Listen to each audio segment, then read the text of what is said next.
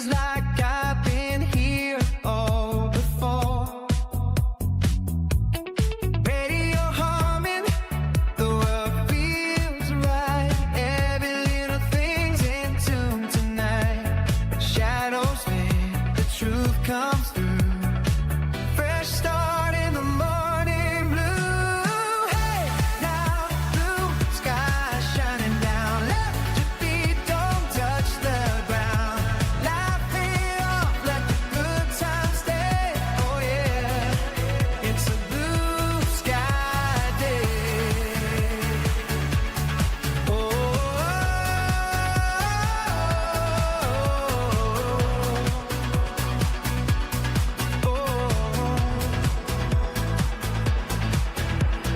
Coffee steaming, a smile breaks free. Simple joys are enough for me. Stones roll out, but I don't mind. Sun's still waiting on the other side. Turn it up, feel the sound. Good.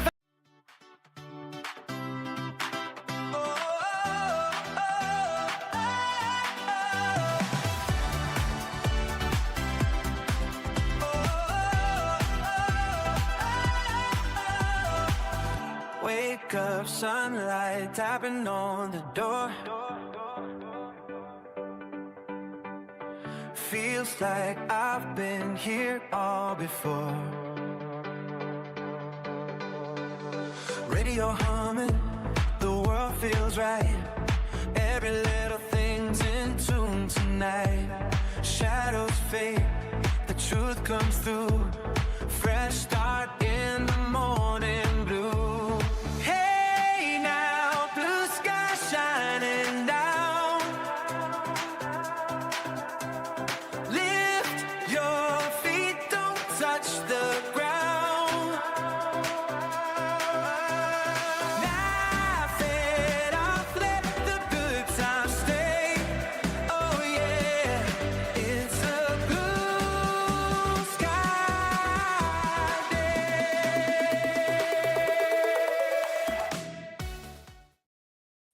Woo! Hey, good morning. You're listening to Conservative Cat. So do appreciate you being here. Smash that like button, share this out with your friends.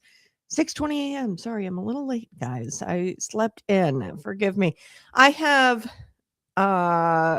just a couple more weeks left of this pregnancy, obviously. I'm 38 weeks. This is insane. I am so ready for our little guy, Brian Michael Barker Jr. I am so excited for him. I'm going to get to be a mom. And eventually I will do a long form video. I just haven't done it yet, where I talk about pregnancy, life, the pro-life argument, especially after becoming a mom. It's like, whoa, these people are crazy. You want to abort children at the 9th month? What's wrong with you, psychopaths? And then I'll talk about abortion drugs and like misoprostol,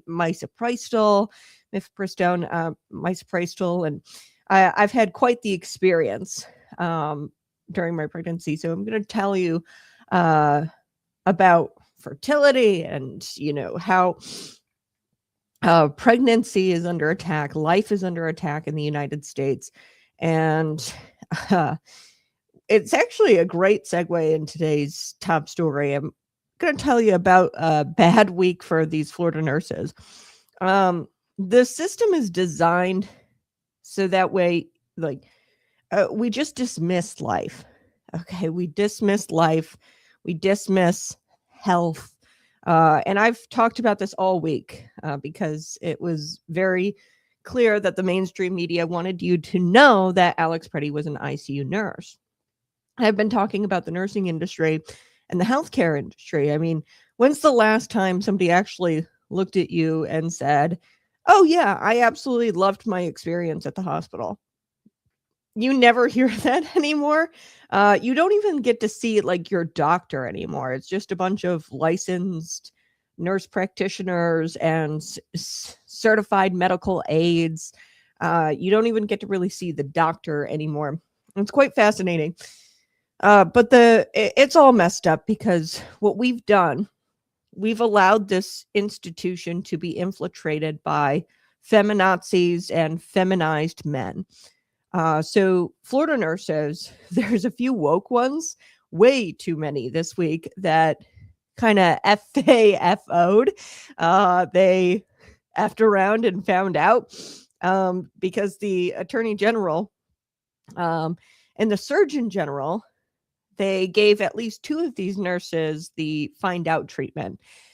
So we're going to talk about the woke Florida nurses because there's 3 of them. And they said that they're not going to give medical treatment to ICE agents and to people who are MAGA. It's kind of reminiscent of COVID-19, and I talked about this earlier this week. Alex Preddy was an ICU nurse, and it's come out now that his parents, and this is official, they said that he wasn't himself. They were trying to encourage him not to escalate in protesting and to be safe out there and don't do anything stupid. And it is whispered now that he was like quitting his job, and he quit his job pretty much. So he took a total 360 in his life, 180 in his life. And his parents and people who knew him best said, yeah, he wasn't the same guy like a year or 2 ago.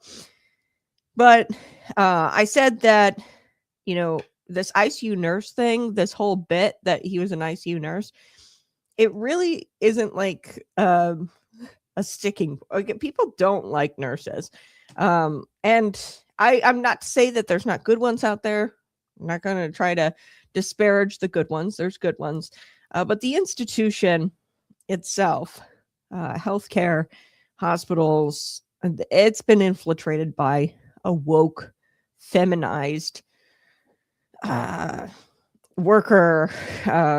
It's been infiltrated by these wokies. And I said that, hey, nurses, we remember what you did during COVID-19. You forced experimental vaccines on us. You told us we were stupid because we wanted ivermectin, which has been around forever, and it's an antiviral. You keep just dismissing my concerns over my body. And, these people are like, my body, my choice, until they get this air about them or this ego about them where they're like, no, I know better than you. So these couple of nurses in Florida, they are finding out hey, if you're going to be woke, if you're going to withhold treatment from people because of their political stance or because of their occupation, you're going to find out. So good for Florida. I'll be also talking about President Donald Trump. You guys are not going to like what I have to say about President Donald Trump. At 7:00, we are going to be bringing on a special guest. His name is Ray Estrada. We're going to be talking about the great things President Donald Trump is doing internationally, globally. The deal with Greenland, chef's kiss, absolutely beautiful. Venezuela, he's doing great things, but domestically, he's doing a repeat of Trump 1.0, and I'm very disappointed because I thought that this was different. I thought we were getting a vengeance Trump.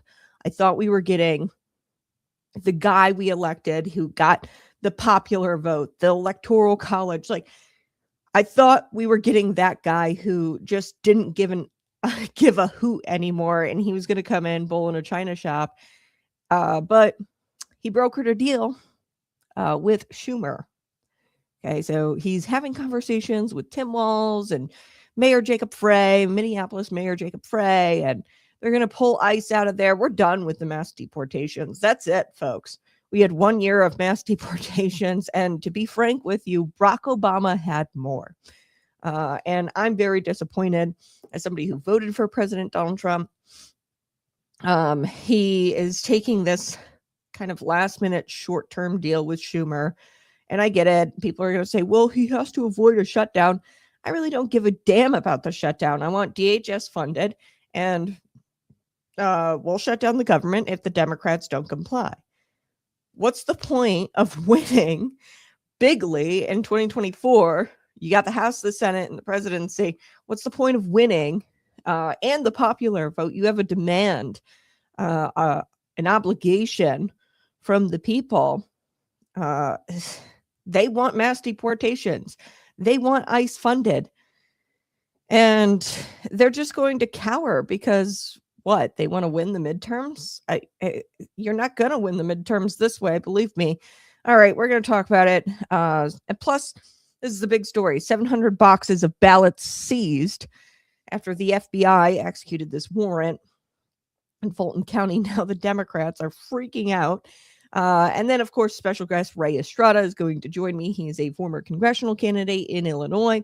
And we're going to chat all things Venezuela because he's actually a South American. I forget where he's from, but he's an immigrant and he knows his foreign policy. So I'm really excited for Ray to join.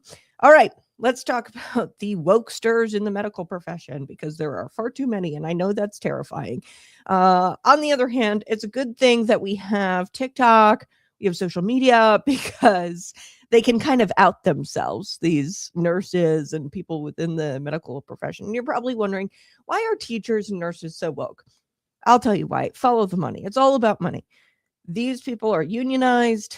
They contribute union dues to their unions, and their unions are full-blown activists unions. They just lobby the government for more money, more benefits, your hard-earned tax dollars.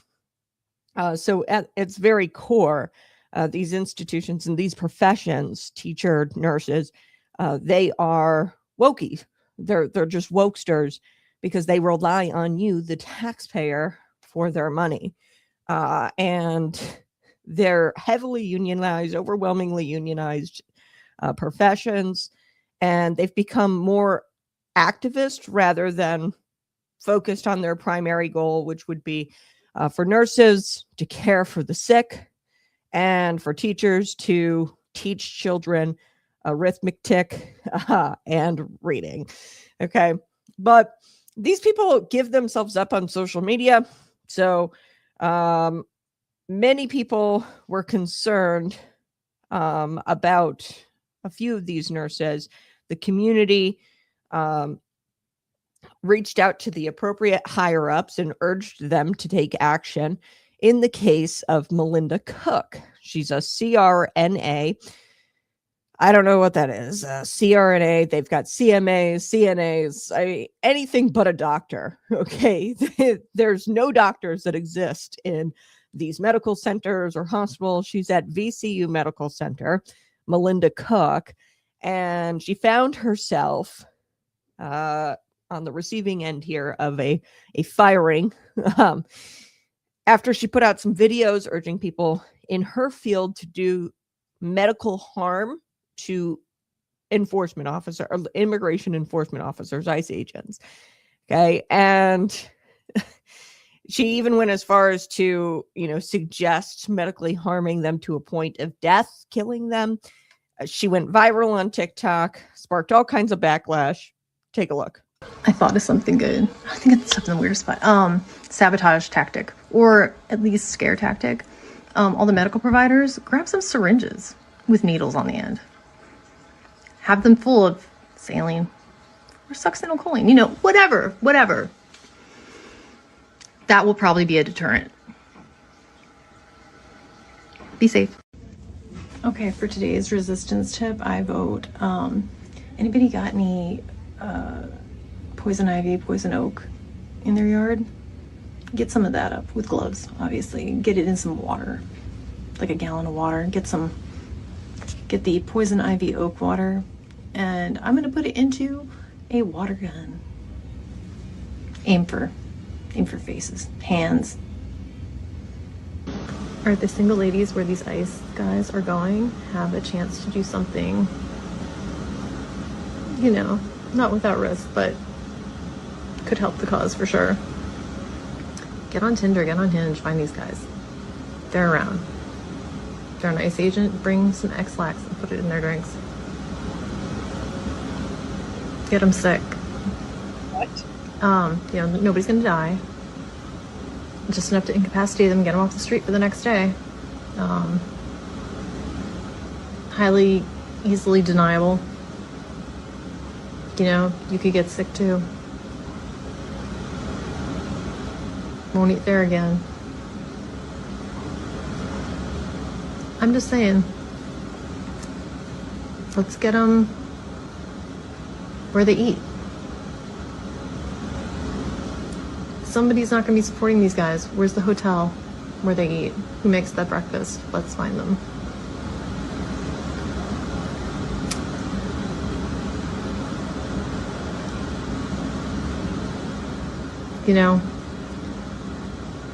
Let's make their lives fucking miserable. I know we're already trying to keep them awake all night. That's good. Anything you can do to make the living conditions bad. Talk to the people who work at the places where they are. Come up with some ideas. Dead fish. Somewhere in the room hidden. Just stay toxic. Oh gosh. Okay.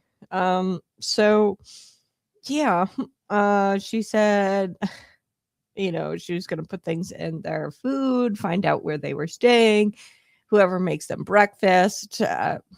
Bizarre. Following an investigation, the individual involved in social media videos is no longer employed at VCU Health. Woohoo! Yeah! In addition, VCU Health has fulfilled its reporting requirements under Virginia state law. This is in Richmond, by the way, Richmond, Virginia. And they wrote this in a statement and they posted it to social media this week. VCU Health. Okay, so the Florida Attorney General has also been on the warpath here.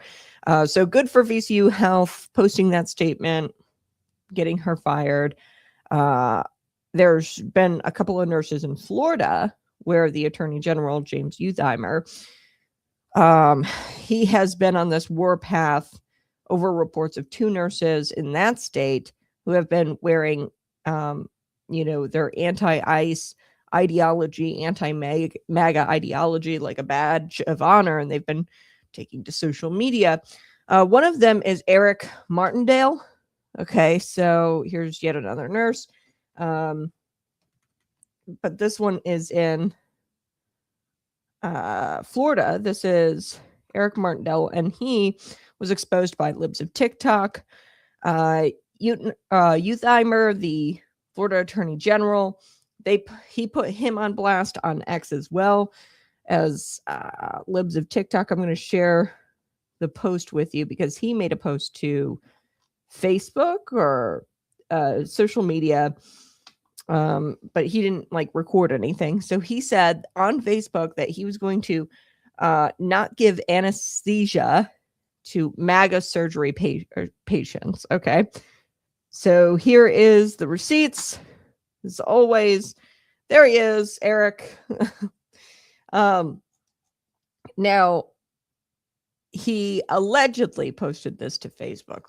Okay, and I say allegedly because this guy claimed at one point that his account was hacked and he did not actually put that up there. Okay. But records show that he voluntarily surrendered his medical license to be able to practice in the state of Florida. So why would you do that if you weren't guilty? This post has since been deleted.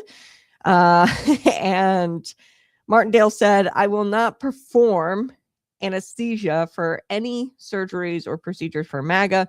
It is my right, it is my ethical oath, and I stand behind my education. I own all of my businesses, and I can refuse anyone.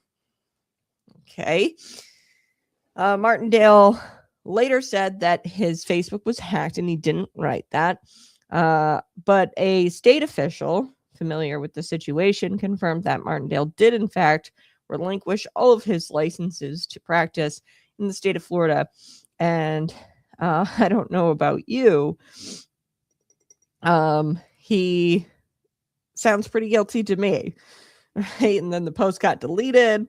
And he actually, this state official had said that this guy had actually broken a compact agreement by moving to the state of Florida without notifying the Florida Board of Nursing. So, yeah, not a great guy. Okay, so in an X post, the AG, Attorney General in Florida, he said, effective today, Eric Martindale is no longer a registered nurse in Florida.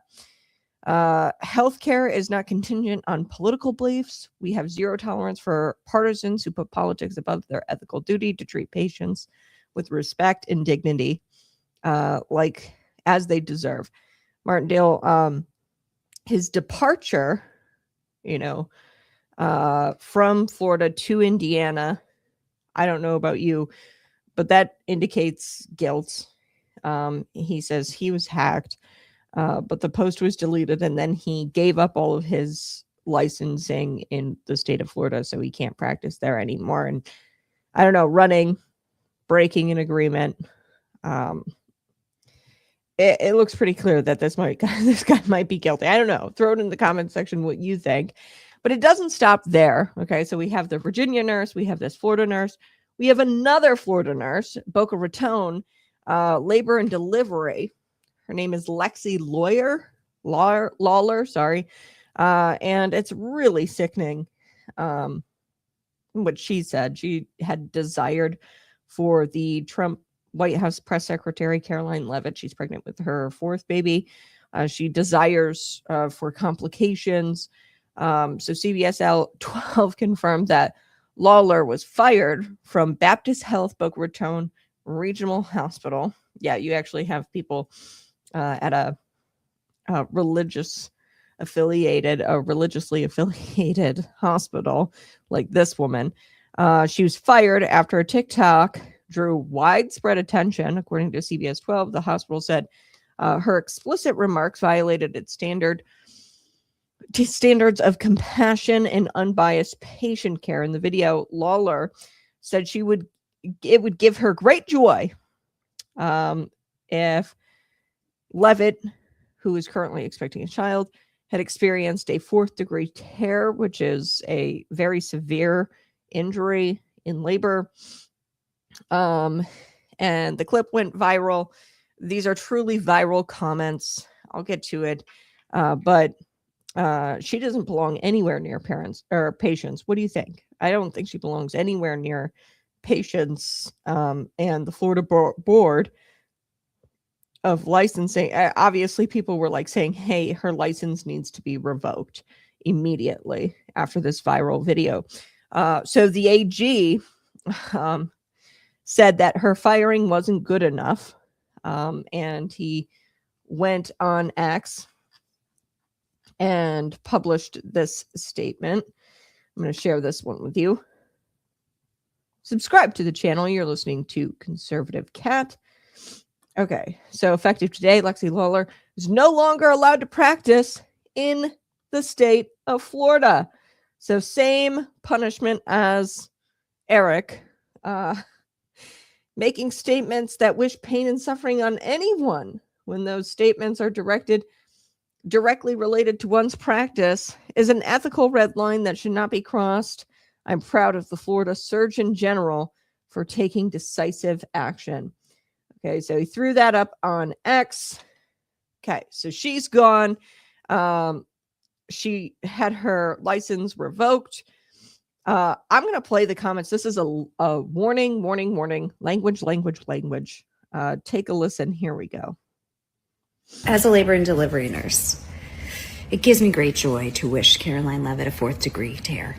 I hope that you fucking rip from bow to stern and never shit normally again, you cunt. Well, that's disturbing. It takes me back to the COVID era. It really does. Remember when Jimmy Kimmel said that, unvaccinated people who went to the ER should be refused treatment, should be left to die if there was in the event of a bed shortage. So This is a quote from Jimmy Kimmel, September 2021.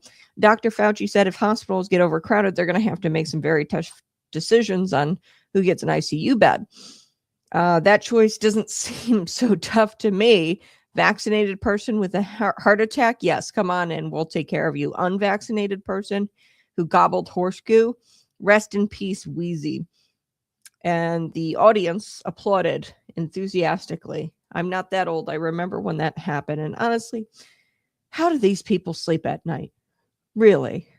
What the? And people, pushed back against me this week when I said, sorry, him being an ICU nurse actually makes me hate him more. He doesn't bring about any kind of sympathy.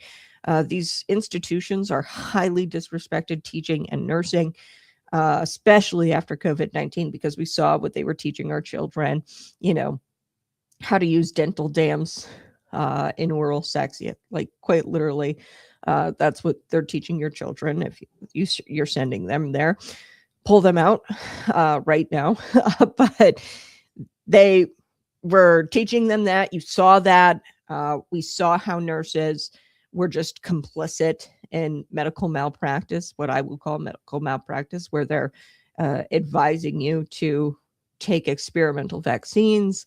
They were shoving remdesivir down the throats of people who had comorbidities. This is a very strong drug. A lot of them were overweight, kidney problems. It was terrible. These people are just depraved. Now, I do want to chat about the government shutdown, and then I want to make sure that we get to Fulton County. So a partial government shutdown has been averted for a hot minute. Okay. We were looking at a partial government shutdown. Did you know that? You probably didn't care because your interaction with the government is so seldom that, hey, a government shutdown really doesn't affect me. It started to affect me a little bit once they shut down, the airlines and TSA stopped showing up to their jobs. Yeah, it'll affect me a little bit, but this was going to be a partial government shutdown. It wasn't that big of a deal. The United States Senate, they rejected a cloture vote. Okay, and I'll explain what a cloture vote is for a minibus bill that would have funded 6 remaining bills for the fiscal year 2026. Okay, so the deadline to accomplish this was today, midnight on Friday, before the shutdown kicks in. The partial government shutdown kicked in. They've got to fund 6 more bills. Okay, 6 more agencies. Think of it that way. They got to fund 6 more parts of the government. They have to vote on that. Now, a cloture is a Senate rule that stops the filibuster. The filibuster is gay. We should get rid of it. What's the point of having a majority if you can't use it, right? What's the point of people voting in the Republicans or in the Democrats? They get the majority, and then they can't use that majority. Okay, but the cloture, it's a way to stop the filibuster. Simply put, it is a way to force the Senate into debate and to end a debate and get a vote. Okay, so and it forces them to debate, and the debate ultimately comes to an end, and they must vote. Okay, so senators, they can talk endlessly to delay a bill. That's the filibuster. They've got to get, I think it's like 60 senators to agree, yada, yada, yada. To cut that off, the Senate votes on cloture. To cut off the filibuster. Debate is limited, and the Senate must vote eventually once they invoke cloture, but they voted cloture down. They didn't even want to bring it. They rejected the passage of a cloture vote. Okay. So they shot that down. And a minibus bill is just a package of several bills. Think of it as an omnibus bill. It's just a mini version. So this isn't even that big. It combines a handful of measures, often spending bills together, and they vote on the whole package rather instead of voting on each bill separately. So fast forward, Donald Trump has been having meetings, I guess, this week with Senate Minority Leader Chuck Schumer, and he was hoping to find like a resolution to this jamming up of the vote caused by Democrats yet again. They were the cause of the Schumer shutdown right before the start of the year, okay, with the bigger bill. But now they're tying up the funding again because they're pissed about ICE agents and DHS. They're impeaching Kristi Noem, drawing up articles of impeachment against Kristi Noem. And the latest breaking update here is that President Donald Trump and Schumer have worked out a deal. And they took the DHS part of the minimus bill out, and they put that on hold, and they voted and passed on the other 5 bills. So this brings me to this. I am very disappointed. I like what this person says. Republicans can save their campaign funds for the midterms. I've had enough. I've seen people say, screw voting. The people are done. Yes. So mass deportations are over. And this is like the cherry on top of the sundae. I told you that I think that them pulling Kristi Noem out of there, terrible mistake. I don't even think Kristi Noem is all that great at what she does, clearly, because Barack Obama had more deportations than the Trump administration did in his first year of his 2.0. Barack Obama had more mass deportations. And the Trump administration, I say this all the time, it's like they count to 3. 1, 2, 3, and then nothing ever happens. He goes, I'm going to invoke the Insurrection Act. 1, 2, 3, never does it. Well, I'm going to count again. Okay. And they pulled Kristi Noem out of there, deployed her to the winter storm areas. They pulled Greg Bovino out there. There's even whispers that this guy got fired. I don't think that's been confirmed, but I mean, terrible look, especially after the Alex Preddy thing. They did this a week after Alex Preddy. Like, you got to stand by your people, man. Greg Bovino, Kristi Noem, like, even if you thought that maybe they weren't doing the best of job or they made mistakes, and I don't think that they made mistakes, especially not with this Alex Preddy guy. We know that now. We've looked at subsequent video footage of him kicking a taillight out and spitting on ICE agents. He was in a signal chat that had that address in there. He was deployed to that address. And Alex Preddy, if he wasn't going to die last week, he would have died the following week or the week after that because he was escalating. He brought a gun to the previous ICE operation where he kicked their taillight out. He had the gun in his pants. He was escalating. He knew what it was. It was war. It's war. We're at war with states like Minneapolis. They're an open rebellion of the United States, and they are funding militias with taxpayer dollars and with foreign government money and with foreign money through Signal Chat, ICE Watch, nonprofit organizations, and they're crowdfunding it through Chuffed. Okay, so it's a well-funded, sophisticated militia in open rebellion of the United States. And what Alex Preddy knew was that he's going to die for the cause. And you have the lieutenant governor, Peggy Flanagan, saying, use your body, sacrifice your body. Like, what? And I'm paraphrasing. She said something like, throw your body or something. And that's what this guy did. And he knew that he'd die for the cause. And he's totally okay with it.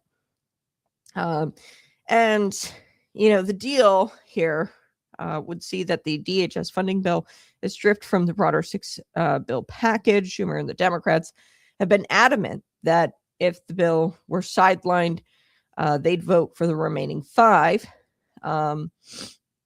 So if that DHS bill were sidelined, they'd vote for the remaining 5, which included funding for the Pentagon. Okay, so like they were holding this up. They were withholding funding from the Pentagon or national security. These people hate America. Okay, they were willing to shut down the government again, partial shutdown, and they were willing to not fund the Pentagon. These people hate America just because there was some funding in there for DHS. So Senate Minority Leader Chuck Schumer and President Donald Trump, they talked over the deal, I guess, on Wednesday and into Thursday evening. And the top Senate Democrat, Chuck Schumer, he had demands, and the White House bent the knee. Donald Trump bent the knee.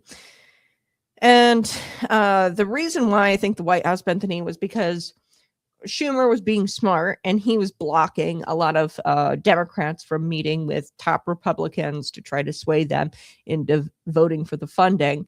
And he was blocking those meetings with rank and file Democrats. So he was being nasty, but that's what Chuck Schumer does.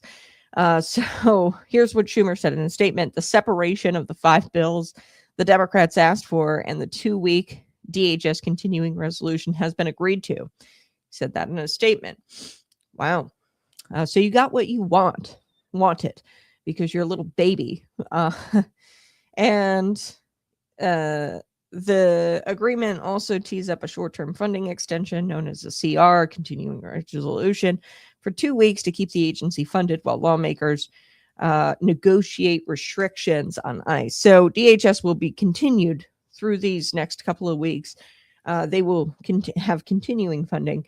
But while that 2 weeks is happening, behind the scenes, you've got Democrats forcing Republicans to pull things out of DHS and to defund the police, defund law enforcement. Okay, so Trump wrote this on Truth Social. He says, America is setting records in every way. And as our numbers grow, or our growth numbers are among the best ever, he says, the only thing that can slow the country down is another damaging government shutdown. Look, which is it? Are our numbers great? Are we fine? Or is a partial government shutdown going to destroy us? You know, are they really that great if a partial government shutdown is going to destroy us and damage and if it's that fragile, you probably shouldn't be, out there touting it, Donald. All right. Sorry, guys. I'm pissed. I love Donald Trump. I've got him right here behind here. I've got all his books. I've read The Art of the Deal. Love him.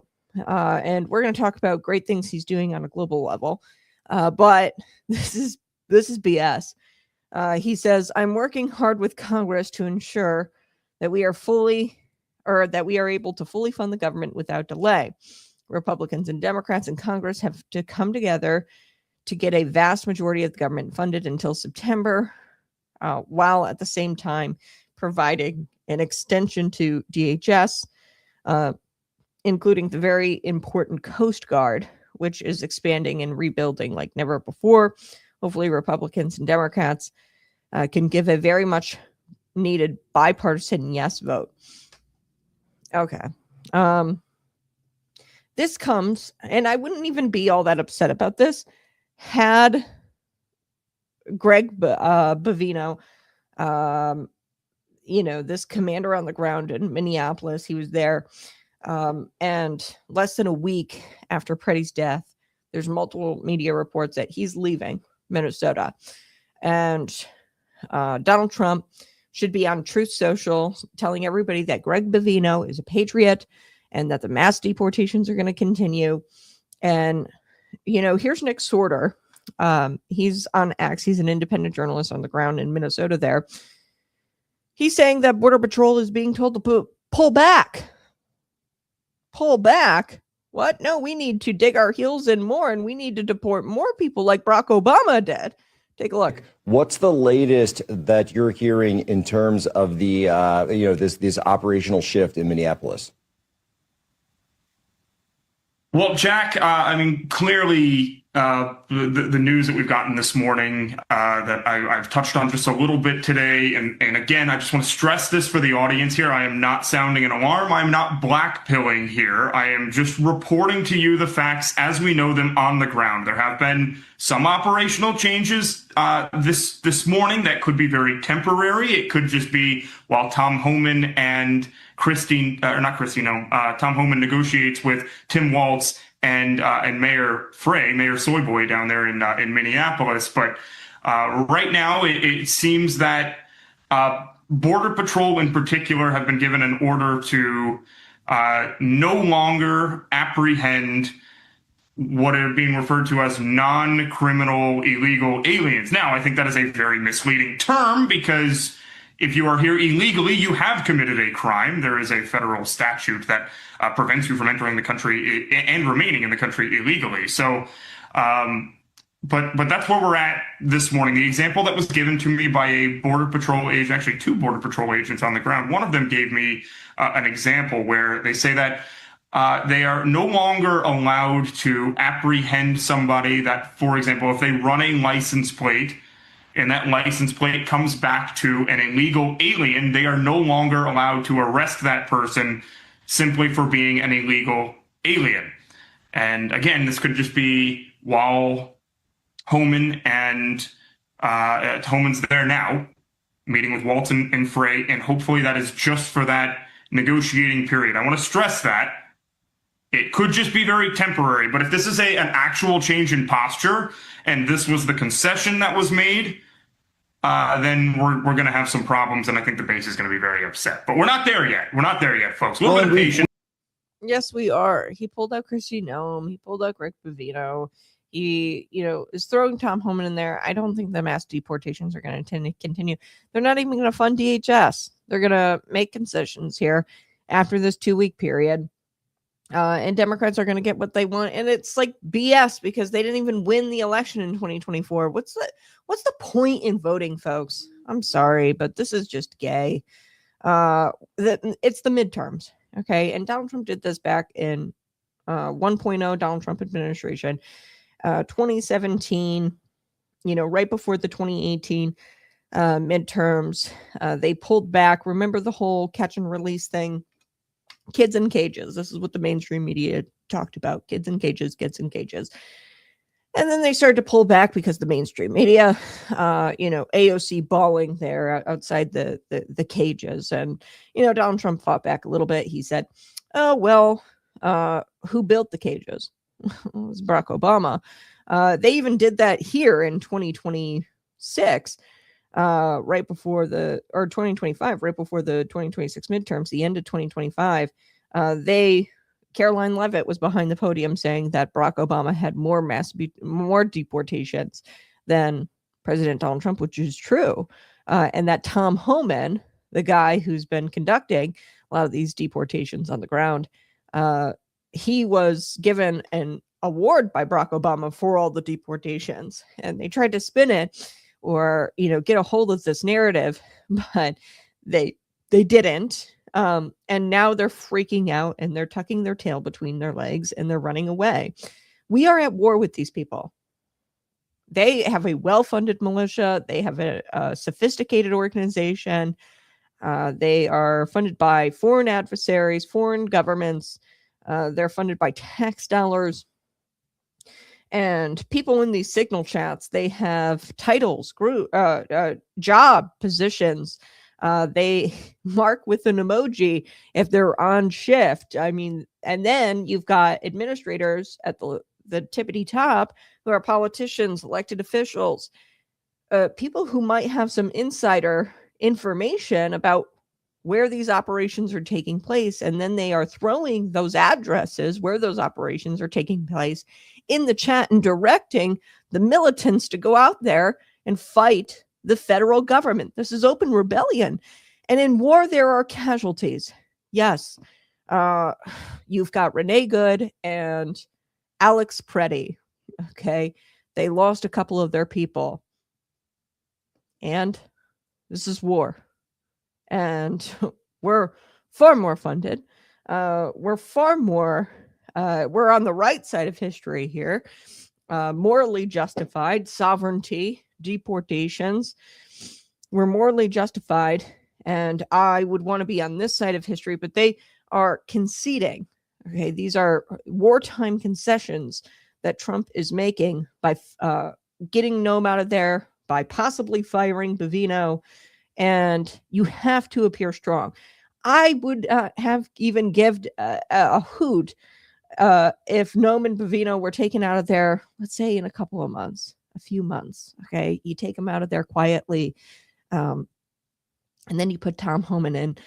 You don't say, I have a great conversation with Tim Walz, pull them all out of there. You stand behind your guys, because what's going to happen next? You're going to have ICE officers, Border Patrol agents scratching their heads. They're going to say, I wonder if Donald Trump is going to have my back. If somebody runs up on me with a rifle and tries to shoot me, can I shoot this guy and in self-defense and not die? And is the Trump administration going to have my back, or is he going to pull back on our operations even further? And am I going to have to deal with some sort of lawsuit? Or am I going to have my back covered, because he didn't even have the back of his gal, Kristi Noem, and Greg Bavino? Right? So I'm sorry, but this is letting the left win. Okay, they're going to see this move, pulling back, shifting operations there from going after illegal aliens to criminal illegal aliens only. They're going to see this as a win, and they're going to say to themselves, man, if we just bite the fingers off of ICE agents, if we bust their tail lights out long enough, we will eventually get what we want. Okay, shifting gears, want to get to another story before we get to our very special guest, Ray Estrada. The FBI, they executed a search warrant. We talked a little bit about this yesterday. There was very limited details on why they executed the search warrant. We kind of have more details now. We're getting a glimpse as to what they're targeting here, and what was actually seized in this search. So the search was definitely related to the 2020 presidential election. I had talked about Ruby Freeman, the ballot stuffing of the suitcases, pulling out the suitcases, tabulating the votes multiple times. That was caught on video. There were multiple people, 18 people, Trump allies, okay, through the RICO Act, who were prosecuted wrongfully. And that's not me saying it. That's the judge at the end of 2025 said, this is not right. We're dismissing this case against these 18 people. And some of these people just went up to Ruby and asked her, like, hey, what's going on? What is this suitcase situation all about, right? And just because there was some scrutiny of election workers, if you scrutinized election workers in Fulton County, then you were attacked, prosecuted, and prosecuted under the RICO Act. Okay, so that's what I was kind of thinking they were looking for with this search. But the search warrant included a list of particular things, and these things were seized during the raid. Physical ballots from 2020 general election, ballot images from the 2020 election, tabulator tapes. Now, these tabulator tapes have to be signed by election workers. And we already know that, like, out of the 36 or 37 precincts, 36 of the voting precincts in Fulton County, none of those tabulator tapes were signed by election officials. Okay, big no-no. That's a violation of election law statute. And they are also seizing and have seized voter rolls.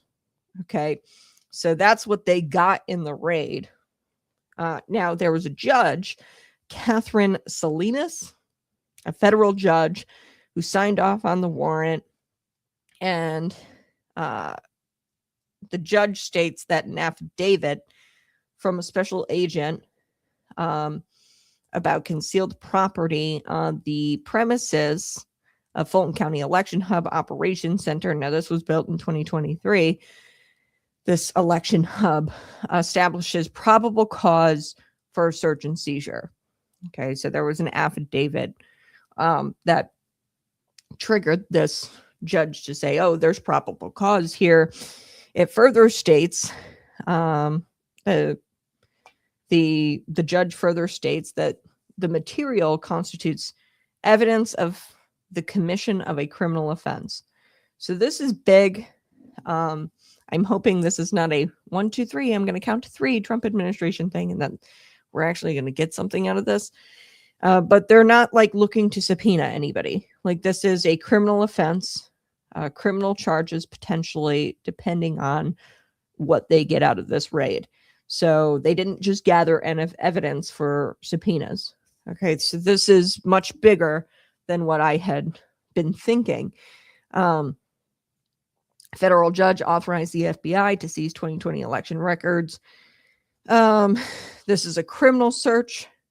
It was issued by the U.S. District Court on January 28th after finding probable cause. So there's something there. We didn't get a whole lot of taste, obviously, because it's under investigation.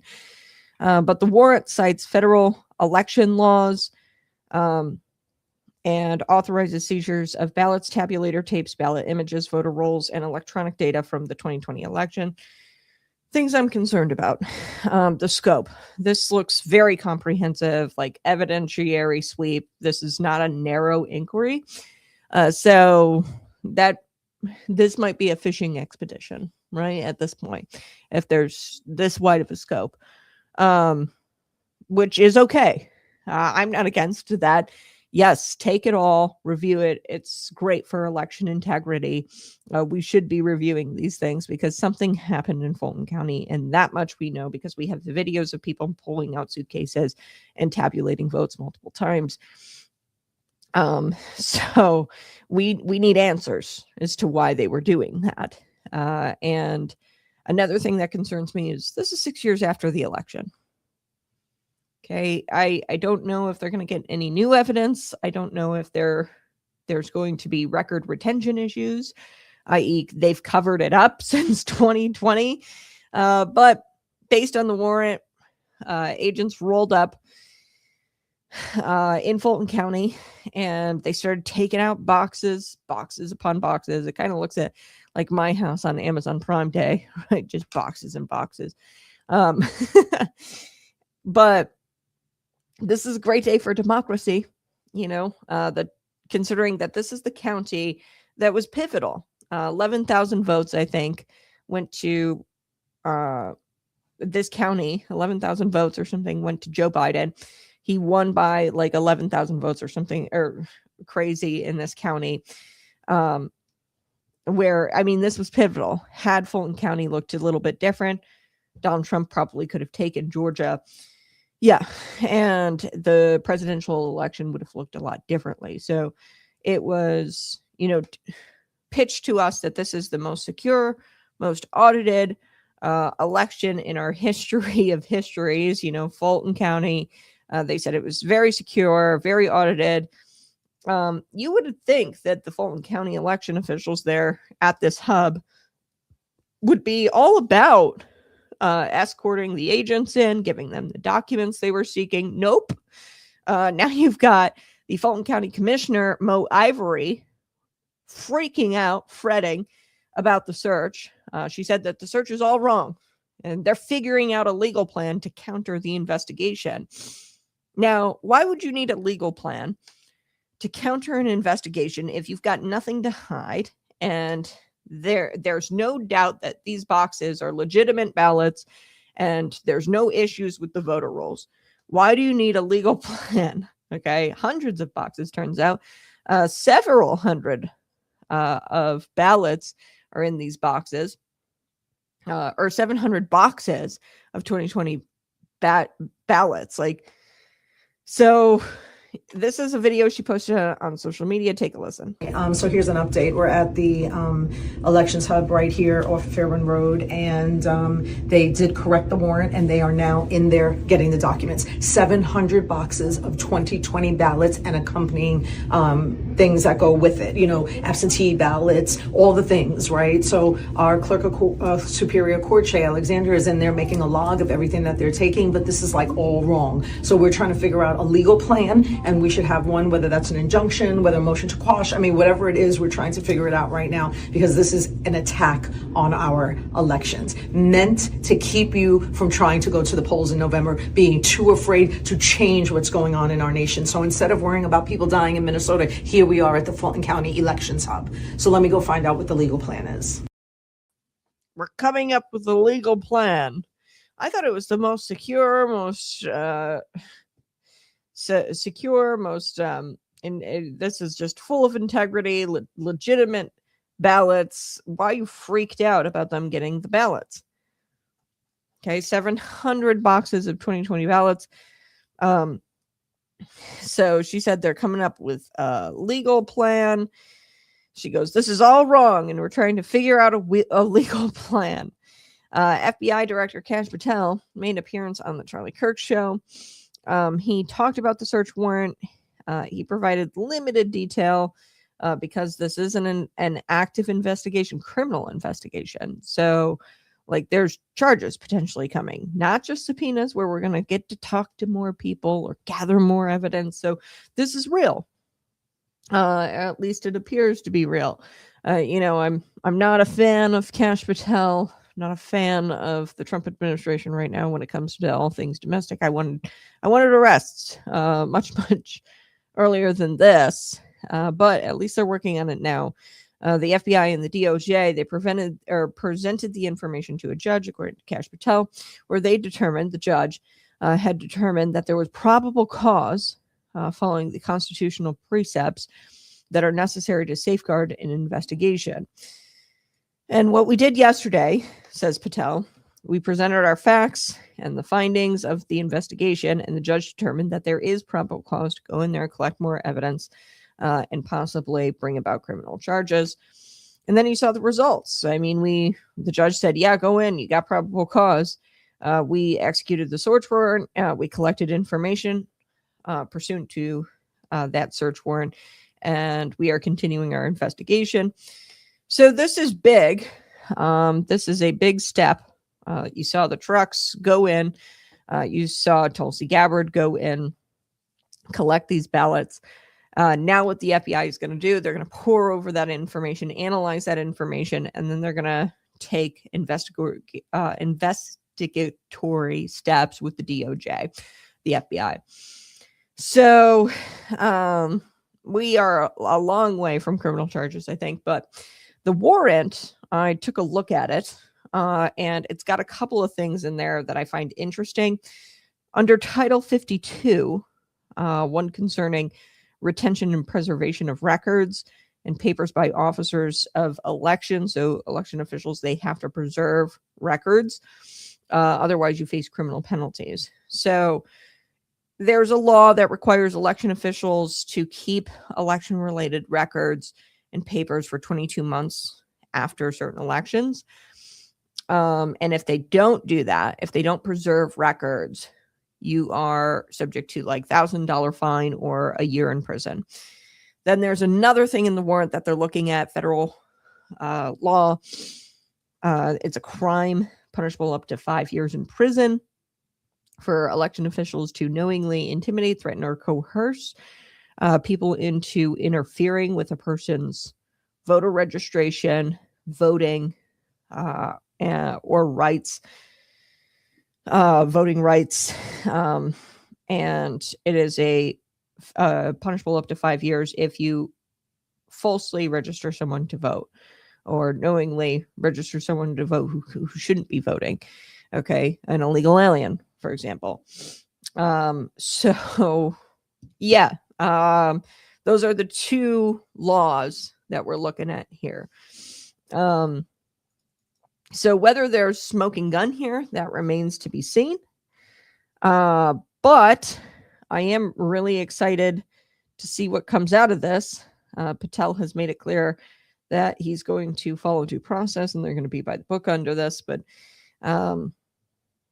yeah, I'd love to see. I want answers. Why the suitcases? The water main break, right? This was all Fulton County. We want answers. We should have got answers in 2020. Now, I don't know if those records have been preserved. They're supposed to preserve them up to 22 months. but perhaps they find information or figure out that they destroyed those records prior to 22 months. That would have been a couple of years after the election, the 2020 election. They should have preserved records. Maybe they got rid of those records too soon, and that's what they find, and then they can criminally charge people like that. But the big one, I think, is the other provision here where they talk about the 5 years in prison for intimidating or coercing. So, I mean, they got a lot of things, boxes and boxes of things. Is there a memo in there that directs election workers to pull out suitcases and tabulate them twice, the votes? Or who knows what we'll find and what they're going to find. Smoking guns remain to be seen, but we'll see. Take a listen to Kash Patel while I get my guest up. Ray Estrada. Take a listen to Kash Patel on the Charlie Kirk Show talking about Fulton County. Talk with FBI Director Kash Patel, who is making time to join us here. Welcome to the show, Mr. Director. It's always great to be with you guys. Thanks for having me on. Well, thank you for making the time for us. We get right into it. Yesterday was a big day. There was a FBI warrant that was executed at the main election warehouse operations center in Fulton County, Georgia, relating to the 2020 election. What can you tell us, sir? Yeah, thanks so much for having me. As you know, I really don't do these types of appearances, but I wanted to address it because it's such of great public importance. And let me just set the backdrop. President Trump, under his leadership and under the Department of Justice and the Attorney General, have made it a priority to reduce crime and safeguard American citizenry. That's why this FBI, along with our partners, were able to produce a reduction in the murder rate by 20 percentage points from coast to coast. That is an all-time record for the modern era. This FBI has arrested 67,000 people in the last year. That's a 210% increase from the year before. And we're seizing fentanyl at record levels, enough to kill 150 million Americans, 35% more espionage arrests. The reason I go through these statistics is because within these statistics are lives saved and communities safeguarded by President Trump's brilliant leadership and our great partners at the Department of Justice under Attorney General Pam Bondi and Deputy Attorney General Todd Blanche. And the reason I bring these things out, and we captured 6 top 10 of the FBI's most wanted in 1 year, including Ryan Wedding and another individual in Mexico just last week where I was. And the reason I go through this is because we, thanks to President Trump, are a law enforcement police force for the United States government. And we take these cases seriously. And we go into court and we present the facts and we work the legal process. And that's what you saw yesterday. It was okay. So that was a little bit of Kash Patel. We have yet to see what the warrant uncovers, if it uncovers any kind of smoking guns. But I mean, the judge seeing probable cause here, this is a good sign that criminal charges could be coming. And this isn't just, subpoenas or anything like that. This is real. So exciting. We'll see what happens. Now I bring on my very special guest, Ray Estrada. Ray Estrada, former congressional candidate. He was running, I believe, in the 17th, correct? Oh, can you hear me? Test, 1, 2, 3. Oh, I think you got it. I can Good hear morning, you. Kat. Can you hear me? Not sure if you can hear me, but I cannot hear you, unfortunately. Oh, no. I heard Kash, but I can't hear you now. Huh. Let's see. Let me try this. Add you back. I can hear you. We will try to get this going. Okay, test. Sorry, folks, we're live. I will be working this out. Let's see if he rejoins, and then we'll talk about Senator Tammy Duckworth and J.D. Vance. For background, I'm going to play some of Tammy Duckworth grilling Marco Rubio about the Venezuela, about the Venezuelan policy, as if she knows what she's talking about. But take a listen to Tammy Duckworth. Here we go. The United States. Anyone who believes that gangs that flood our country with fentanyl or cocaine are not threats to the United States is not living in reality and certainly does not reflect the opinion of most Americans. The president already said that he was ready to put American troops in Venezuela again. So we're internment law. No, but we're talking about two separate things here. So you're talking about the state of Venezuela or are describing the regime. And we're talking about, but what the president designated. Invoked the Alien Enemies Act. I know, Senator, but let me be clear with you. No, but what the president was talking about are these gangs that have, and these narco trafficking groups that are waging war on the United States. There's no doubt. These groups have waged war on the United States. They have waged, for example, Train Agua is not just a criminal gang presence in our street. It is a criminal gang directly responsible for narco trafficking. The Trump administration has acknowledged that the vast majority of the men it rounded up and deported to torture under this law had no criminal records whatsoever. We didn't torture anybody. Over 75%. Who did we torture? We haven't tortured anybody. We've arrested people that are members of gangs and we've deported them. We don't want gang members in our country. Have found that many of the men were here legally.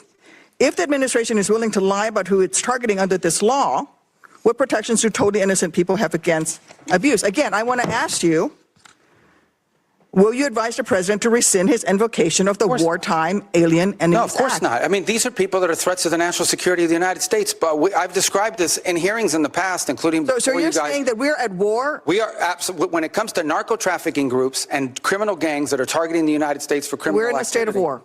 There's no doubt about the fact that we're confronting them in a war-like setting because they're waging war on. And do the Geneva Convention They're waging war against us and they're enemy combatants as a result of it. And the fact of the matter is that we are confronting these irregular groups, and that's one of the great challenges of the new century in this hemisphere in particular, is that these non-state actors who possess state-like capabilities in terms of their weaponry pose a grave danger to the United States. I don't think any American would dispute that we have cartels that pose a threat to the national security of the United States. Other laws of when it comes to warfare. I mean, you're saying that he can invoke this wartime power. No, I'm saying, you're asking me, I'm here to discuss foreign policy and what's in the realm of the Department of State. Well, I think your questions are better directed to the Department of Justice. Enemies Act, but I would tell you that. Which is something that but you're asking me a question that can be invoked during wartime. But you're It's only been invoked during the War of 1812, World War I, and World War II. You're it's only been invoked 3 times, and this president is invoking it. Okay, you're asking me a question about the domestic application of a law that's best directed to the Department of Justice. It's not a complication. Because you're asking me something to opine on something that's in the realm of the Department of Justice in terms of its domestic application. I can tell you that the United States is most certainly confronting terrorist and criminal organizations operating in our hemisphere that pose a grave danger to the United States. Anyone who believes that gangs that flood our country with fentanyl or cocaine are not threats to the United States is not living in reality and certainly does not reflect the opinion of most Americans. The president already said that he was ready to put American troops in Venezuela again. So we're okay. Trying to get Ray on. We might not be able to get him on right away, but we will give it a shot here in just a couple of moments. But I want to fill you in, so we'll see if he comes on. Can you hear me? Yeah, I can. Can you hear me? All right, now I can. Yes. Yes, wonderful. We got it. I don't know. I can't see you, but that's okay. Oh, can you see me? There we go. Okay. Oh, awesome.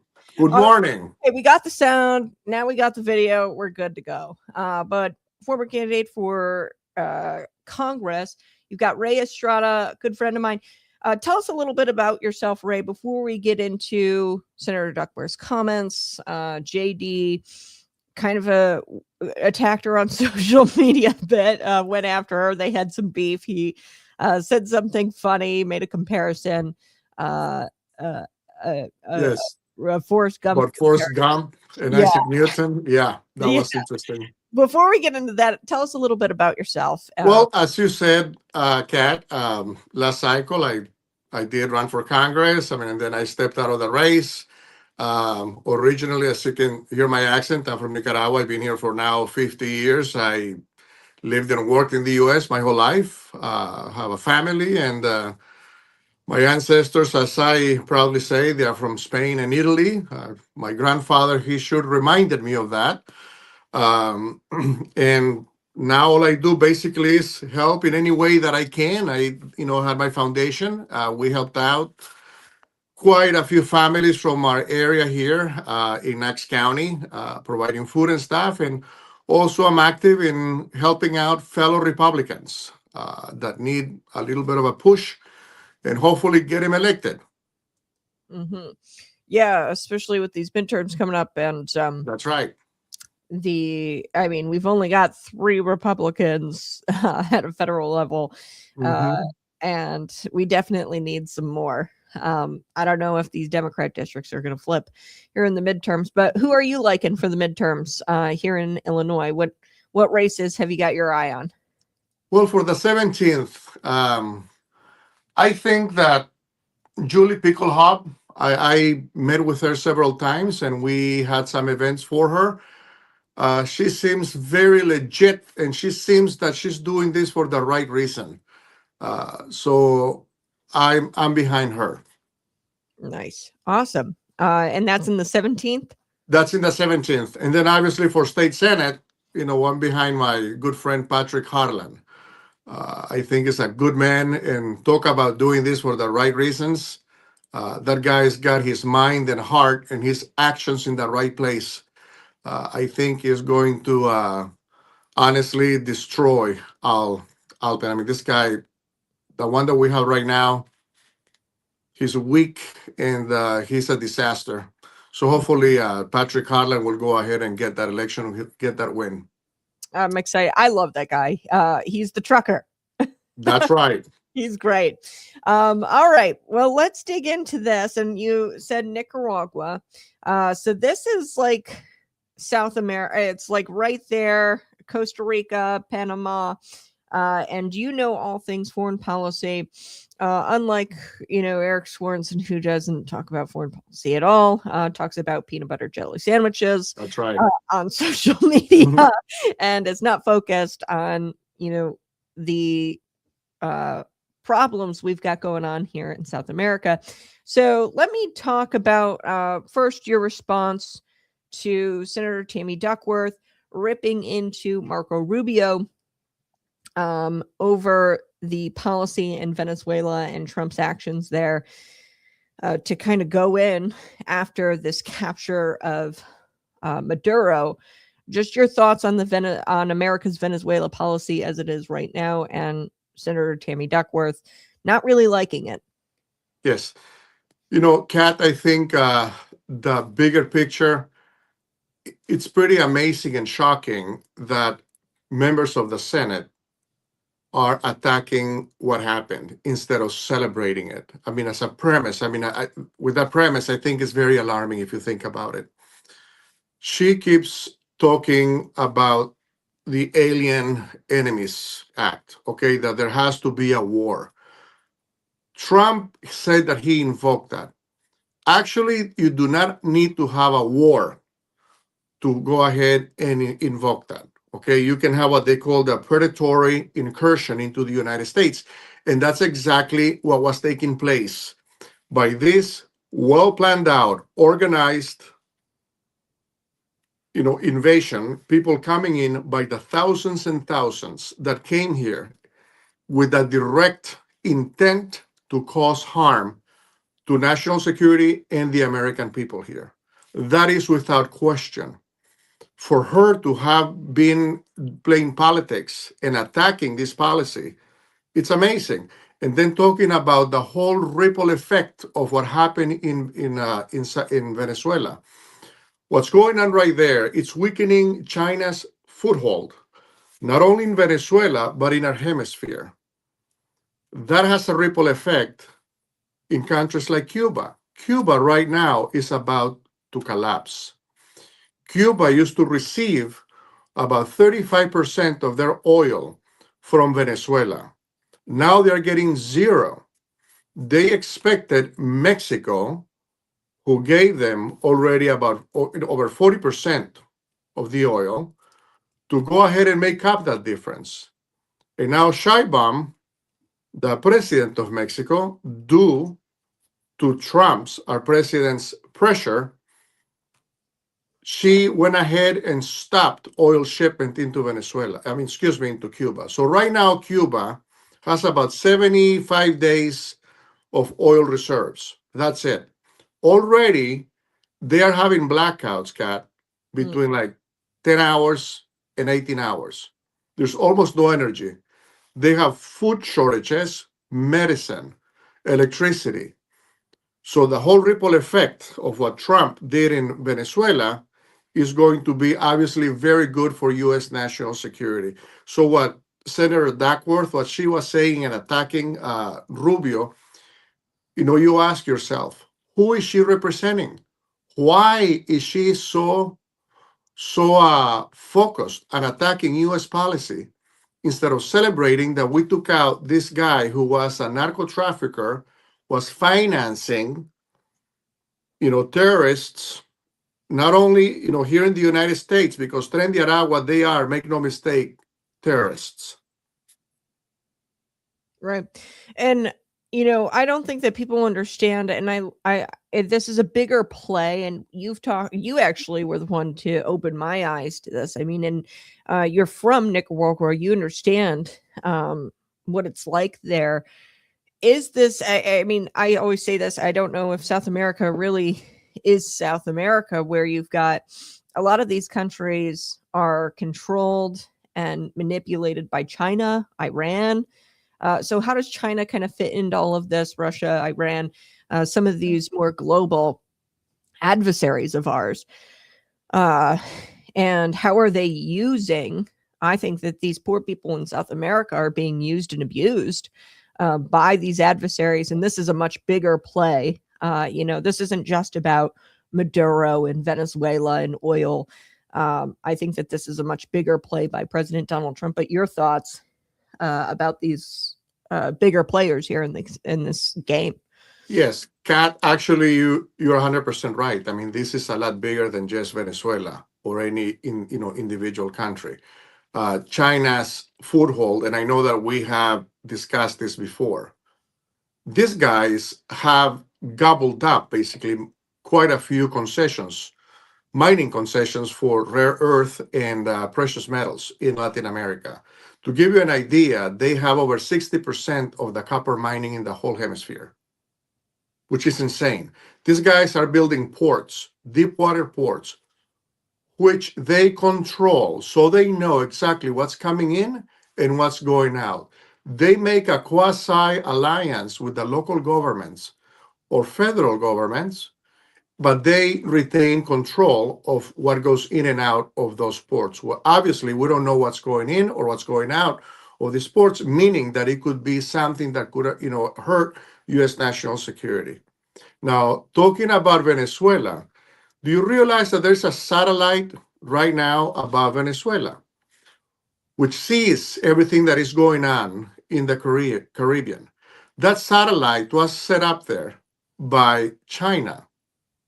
The ground stations, now they're going to be controlled by the CIA, but that is alarming. Most people don't even realize that. And they're saying, well, that belongs to Venezuela. Theoretically, technically, it does belong to Venezuela, but we know better than that. It does not belong to Venezuela. Now, Iran, you brought them up. That's, good point. Did you know that Iran had literally training camps of Hezbollah in Margarita Island there in Venezuela?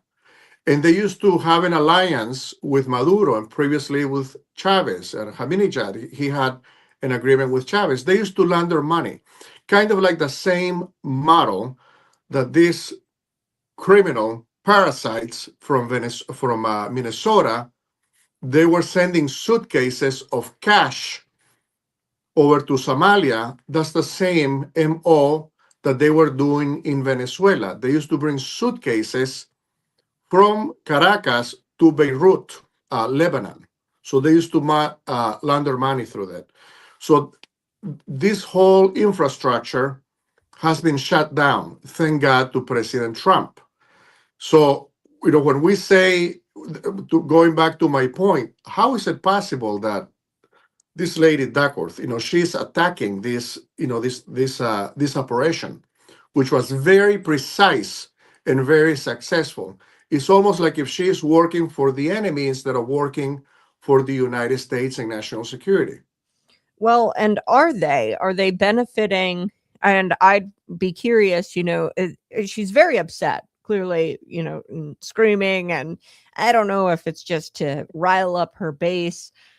But she's very upset. And I wonder if a lot of these members of Congress are starting to, members of the Senate are starting to sweat a little bit.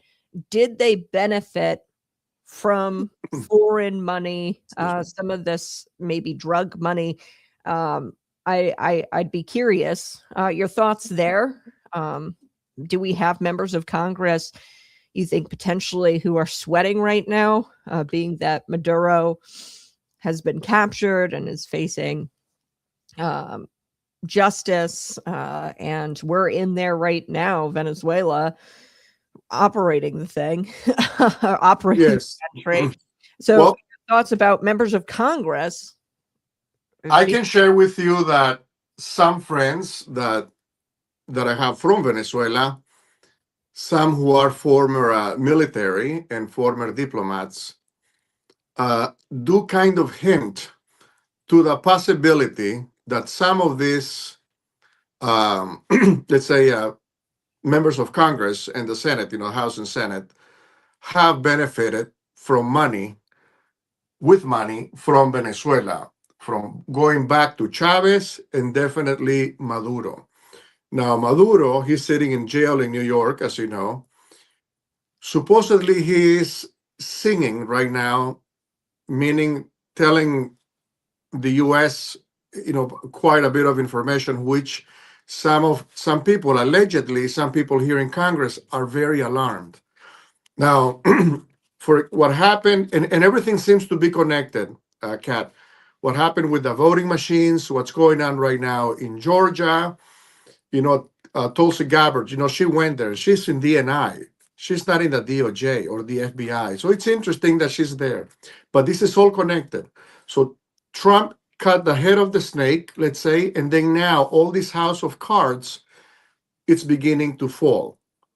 So your question, do I think that some people got money from Venezuela, the source being from narco trafficking, excuse me, some people believe that is a real possibility. Yeah, this is and Senator Duckworth, I don't know, she could just be riling up her base. I mean, she fought back with JD Vance, and it does make you stop and pause when these people are so vehement and so vicious about this policy that apparently very much looks like America first. It looks like, hey, we want these narco terrorists to stop coming to the country. And he used the Alien Enemies Act to, bomb strike some of these boats that were coming in. She says, oh, no, you've got to be declare war for that.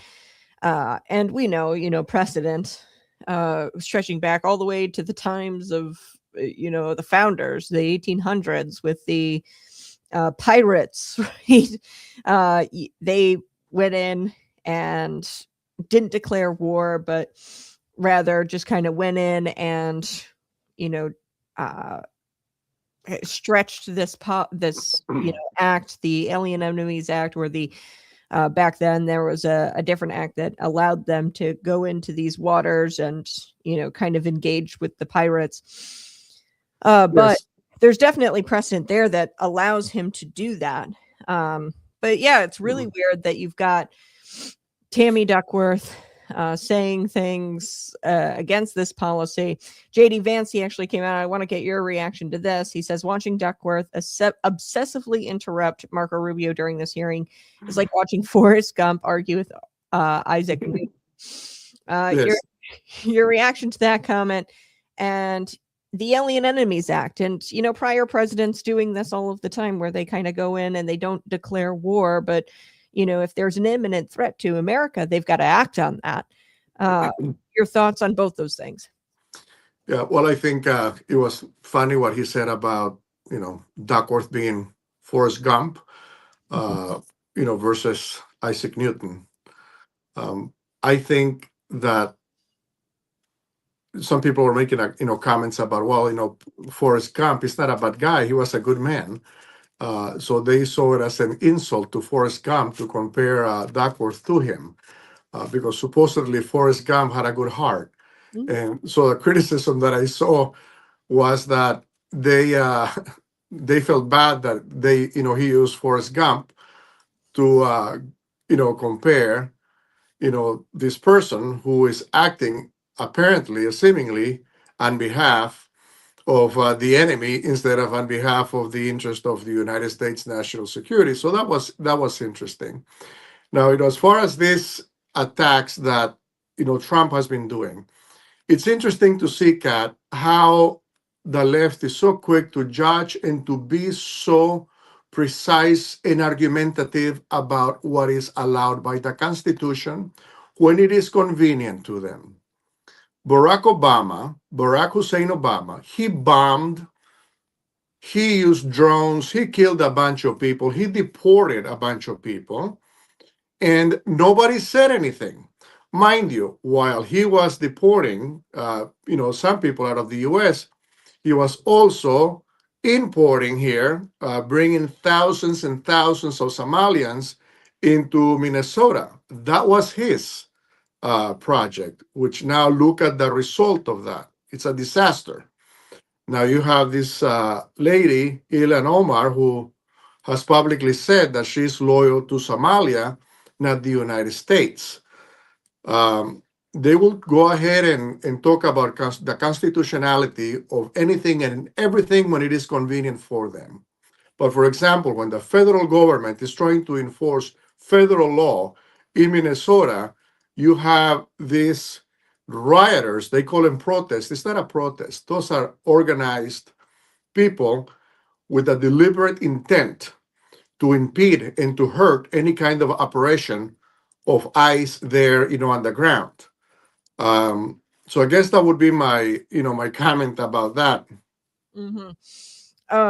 Yeah, and it's convenient when it's convenient to them, and they don't even look at precedent. I think that there was George H.W. Bush, kind of like the same thing. There was an extradition sort of mission that he carried out of a dictator. I'm forgetting, but even back stretching to 1801, I want to make sure that I have all the facts here because I was missing Thomas Jefferson and the Barbary Pirates.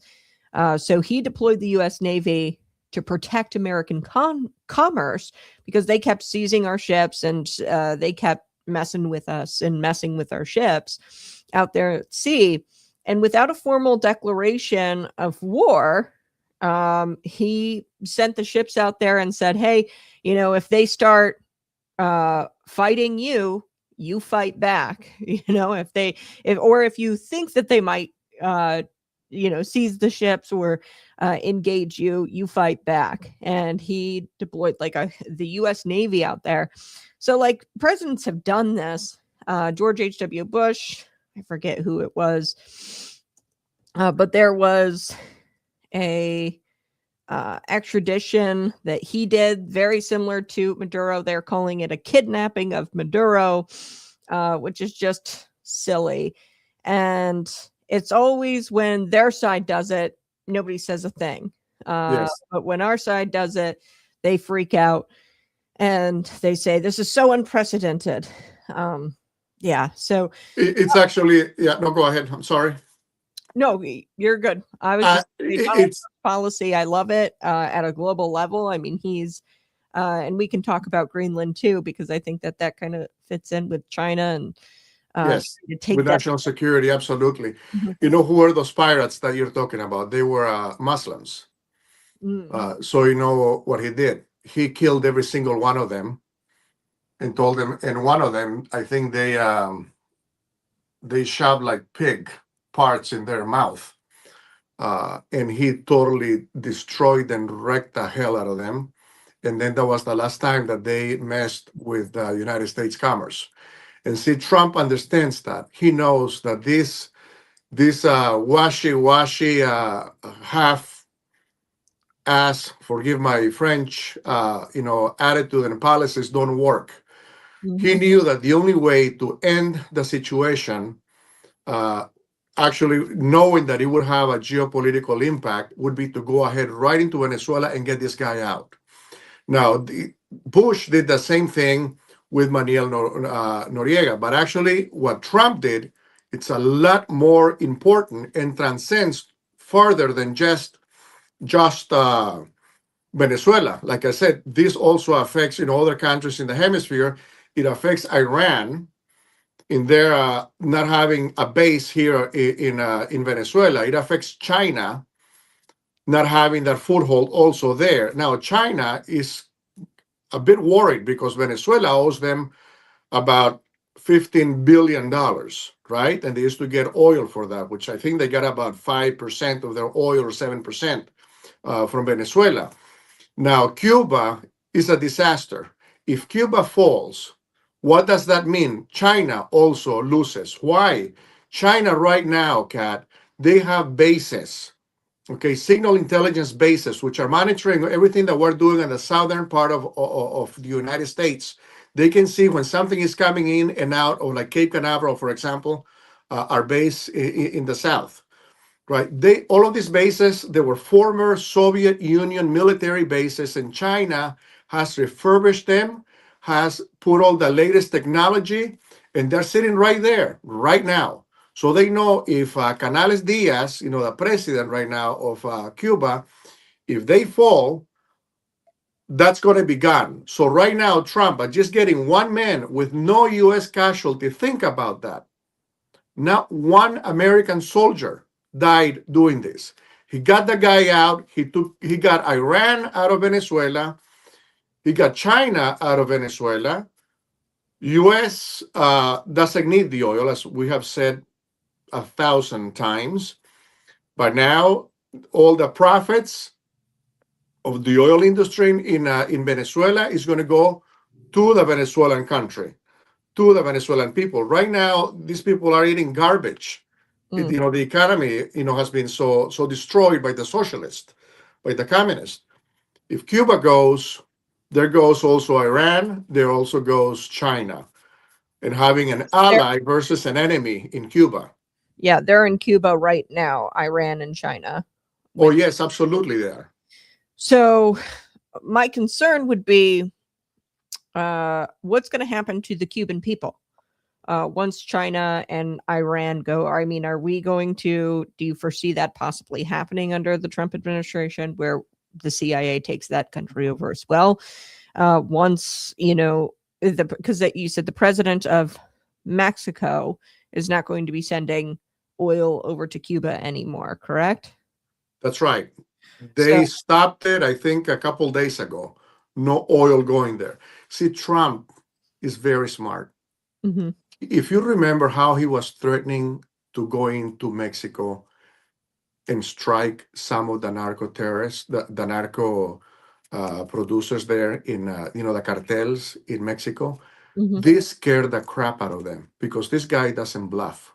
So then what happened, Kat? The narcos pretty much control the Mexican government. And I will guarantee you that the cartels from Mexico, they're going to look after their interests before they're going to look for the interests of Cuba. Cuba is not important for them. So then guess what happened? Now, Sheinbaum is like, okay, fine. I would not be surprised if some of the rhetoric against the cartels in Mexico comes down a bit. For sure, I don't think there will be any kind of attack on the cartels. Maybe there will be, God only knows. But right now, I don't think so. Why? Because the United States wants to go ahead and they need to hold something over the head of the cartels. And that's what is going to motivate Sheinbaum to cooperate and starve Cuba of the oil. And that's what is going on right now. And again, Trump is doing all of this with zero U.S. casualty. I'll make a comment real quickly here. I saw an email, you talked about the current Congressman Sorensen saying that the United States did not vote for this. How is it possible that we went into Venezuela and we got this guy out? We're going to go into another forever war. And I'm thinking, good Lord, and respectfully, I don't mean to be disrespectful to anybody, but I'm thinking, gosh, what a moron.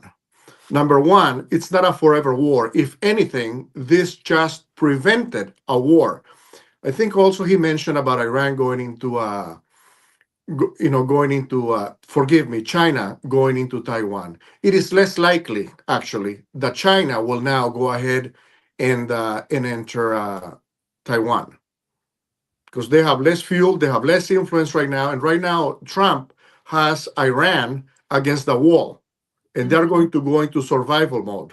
They're not going to be worried about what happens in China or what happens in Russia.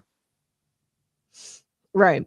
Yeah. And I'd be curious if, like, everybody, so this Mexican president, she's working with the United States because possibly he doesn't bluff and he could go after, I mean, you said the The cartels, yeah. the I think so. they control the government. We know this. And he's going to go in and, mess with the cartels, or at least has threatened it. And, maybe, I don't know. And perhaps she's kind of working with them to save her life, right? From the cartels, because, That's hey, true. I'd rather pick this guy than to risk my life, or pick Donald Trump and work with Trump rather than risk my chances with the cartels. Now that they're going to start blaming me because Trump is, going in there and busting them up. I'm going to try to get on the side of the United States before anything happens to me, or I don't know. Maybe it's just a theory of mine. Well, if you think about it, Kat, I mean, it makes sense. And this is, Trump playing like three-dimensional chess.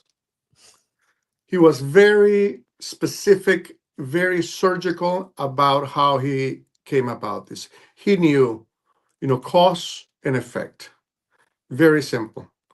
Now, he knew what would happen if he went into Venezuela, what it would mean geopolitically. He knew that would have an effect on Cuba, that would have an effect on Nicaragua, that would have an effect on Colombia. The president of Colombia, he was financed by the cartels. And he's also on the crosshairs of Trump right now. And he knows it. He knows that. So right now, Trump just set a precedent. We're not going to allow dictators in this hemisphere, much less influence from adversaries. And we call them adversaries, but the truth of the fact is they're enemies. If China could blow us out of the water right now, they would do it. And I know that sounds controversial. I know that sounds extreme, but at the end of the day, that's the fact. And I think we need to start seeing the world as it is, not based on intentions, but based also on the capabilities of our adversaries, slash enemies. Yeah, and that's a fact. Enemies, our foreign enemies. Yes, and that's a fact. Now, we keep talking about, for example, how the left, if it's convenient to them, they'll do this. If not, then the Constitution goes out the window. One thing that was interesting, because I try to watch when I can, some of the shows and stuff, and you hear everybody saying, well, the left are hypocrites and this and that. Forget about all of that. What you have to do, whatever you have the power to do within the law that is pro-United States, you have to do it. Do what it's called action, period. That's it. I think people get too engaged and involved and hopeful with arguments. Look, we're trying to argue with people that believe that a man is a woman. I mean, this is the kind of lack of reality that these people are, lack of reality that these people live in. It's difficult to even express, the absurdity and the stupidity of some of the people that we have to deal with and argue.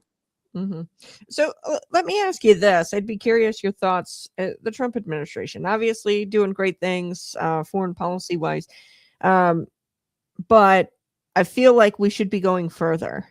Invoking Insurrection Act. I mean, a lot of our enemies, they're funding these militants on the ground in places like Minneapolis. And I don't know, maybe he's being very calculated and cautious about it. He's doing the Greenland deal. And he's kind of playing at this from all sides, Donald Trump. But I'm frustrated as a voter, and I think that a lot of Republicans they aren't as digging their heels in for America against our enemies, and they'd rather participate in some sort of argument with these people rather than, do what's best. And what Trump is doing in Minneapolis right now, he's pulling out, it looks like. I mean, Greg Bovino, Kristi Noem, they're out of there. He replaced it with Tom Homan. Border Patrol, apparently they're ordered to have some sort of operation shift there. Your thoughts there, the Trump administration. Do you think that we're going to take our foot off the gas for the midterms? And do you think that is the direction we're headed? I know that's tough, but I just want to get your thoughts. Well, I think, Kat, that Trump should not retreat, let's say, from Minnesota. I think that he should, if they are protesting against 1,000, 2,000, or 3,000 ICE agents, I think Trump should have brought in 10,000. It's that simple. The way that the left, they gain territory is by violence. Unfortunately, as you know, I agree with President Trump 99% of the time. I think the guy is brilliant. I think he has God's favor. But I think he's making a mistake. And the problem is that we have so many career politicians, and we're having a discussion about the midterms. So people are doing whatever is convenient, some of them anyway, to them, instead of what they know is the right thing to do. Mm-hmm. I understand that over half of the immigration processes that were done in Minneapolis are fraudulent. There's no excuse. You keep hearing, and I'll go back to that lady, Ilhan Omar. I keep hearing, okay, so she lied in her application, she married her brother, she committed fraud, or they think allegedly she committed fraud, and nothing happens, Kat. Think about that. And now you have all these domestic terrorists, causing mayhem in Minneapolis. And the way that we are responding to it is not by confronting them and achieving our goal. We're backing down. Mm-hmm. We're even changing our tone, how we talk about this. I'll be honest with you. I think I was a bit disappointed when I saw Tom Homan talk about, well, they're going to have targeted this and targeted that. So basically, all these thousands of people are going to go ahead and get to do whatever the heck they want to do. So now they have learned the model, and that's their MO. What happens, we have another case, something that, federal law has to be enforced. Well, then the left goes ahead and brings out their mobs, and then they win. Mm-hmm. Right? And this is interesting. Well, and the world is watching. They are seeing, because there's another. I will say this in Venezuela. Trump was brilliant to keep the machine going right now. Like Delcy Rodriguez, she changed some of the restrictions on the oil production as far as the licensing and where the money is going to go.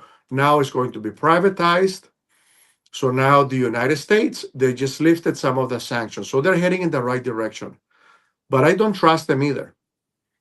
They are seeing what's going to happen. If they're still in power by the midterms, nothing major happens, and we lose the midterm, they know that the Democrats will be more than happy to work with them.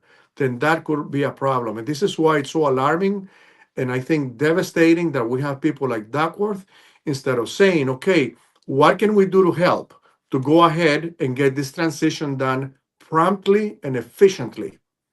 Instead, she's seeing how to throw a wrench in this process and sabotage the process, because that's what she's doing. Mm-hmm. When she's attacking something that has been proven to be successful so far. Right. Yeah. So this transition, you're worried about this transition period, and if we lose the midterms, Republicans lose the midterms, then there will be some kind of deal cut where this transition doesn't happen, where we take over Venezuela or the CIA. Well, I guess the CIA is there now, right? And they're Yes. operating at Marco Rubio. Yes. But there's supposed to be somebody put in place. Is that what you're saying? I have no They're idea. supposed to have, yes, they're supposed to have national elections. They had elections already, Mhm. and Maduro lost Mhm. like 70 to 30%, something ridiculous. Or 78, I don't remember the exact number, but it was something overwhelming. They want to have elections again, so be it. Now, Maria Corina Machado, she has been the face of the opposition there in Venezuela, and she met with Marco Rubio a couple days ago. Okay. So she's going to be part of this transition. Now, what she's saying is that there will be, several candidates that will go ahead and run. See, they're saying this because they want to project, okay, we are going to have, a free and fair, legitimate election. We're not going to limit anyone from running. Right. In principle, that's great. At the same time, you have to be careful that you don't split the vote too much, Mhm. right? That you don't have, let's say, like 2 or 3 candidates that could be good, but they all ran, so they split the vote. So you have to be careful with that.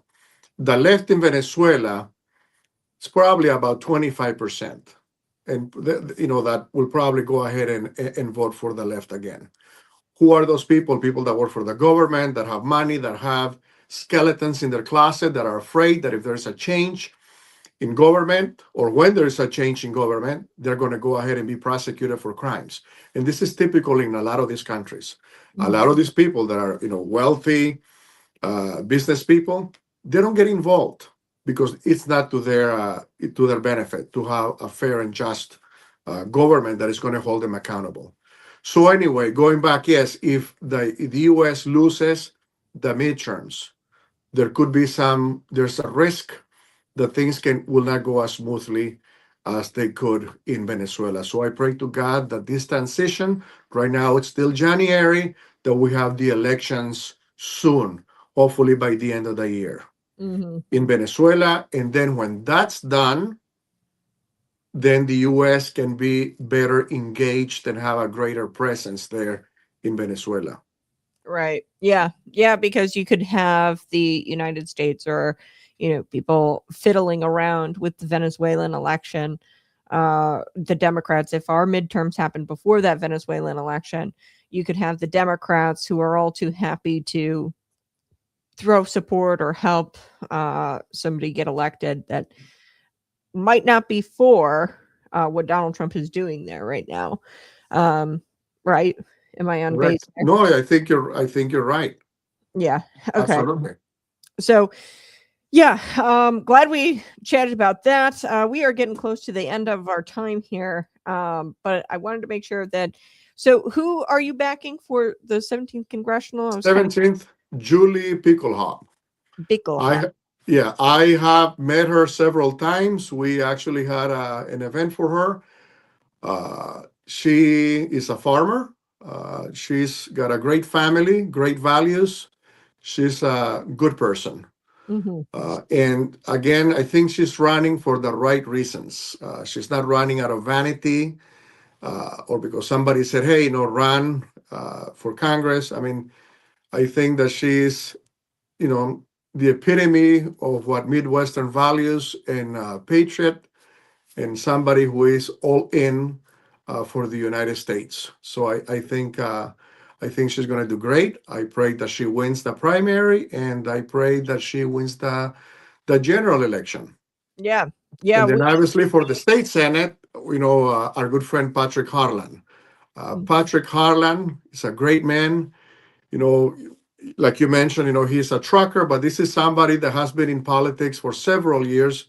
He's run successful campaigns. He was, a part of the Knox County board here. Also, he ran against Bustos on his own with no help from the RNC. And this guy got over 45% or so.